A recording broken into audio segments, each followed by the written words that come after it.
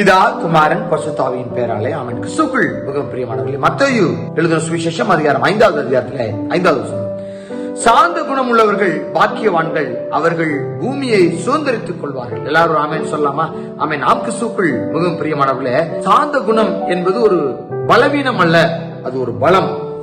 எல்லாரும் சாந்த குணம் உள்ளவங்கள அவனை நம்ம என்னன்னாலும் செஞ்சுக்கலாம் அப்படிங்கிற ஒரு எண்ணத்துல அது பலவீனமாக கருதுவார்கள்.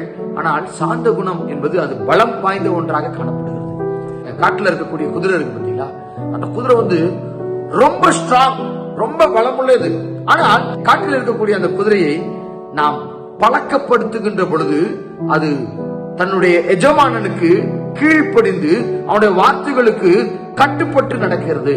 அது போலதான் இந்த சாந்த குணம் எப்படி மாறுகிறது என்று சொல்லி சொன்னால், நம்மளும் முரட்டாட்ட உள்ள மனிதர்களா தான் இருந்திருப்போம்.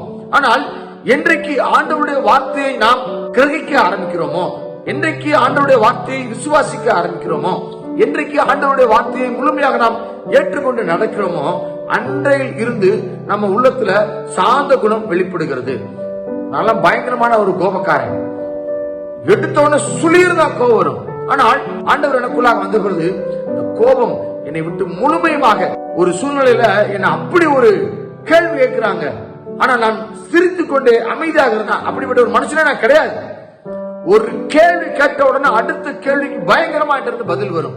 ஆனால் ஆண்டவருடைய வார்த்தை எனக்குள்ளாக வந்த பிறகு மாறிட்டேன். எல்லாருக்குள்ளயும் ஒரு மிருக குணம் காணப்படும். அந்த மிருக குணம் வெளியே போகணும்னா ஆண்டவராக இயேசு கிறிஸ்து உள்ள வரணும். ஆண்டவராக இயேசு கிறிஸ்து உள்ள வருகின்ற பொழுது அந்த சாந்த குணம் நம்மகிட்ட வெளிப்பட ஆரம்பிக்கும். அவங்க பூமியை சுதந்திரித்துக் கொள்வார்கள் என்று சொல்லுகிறது. அது எப்படி நடக்கும்?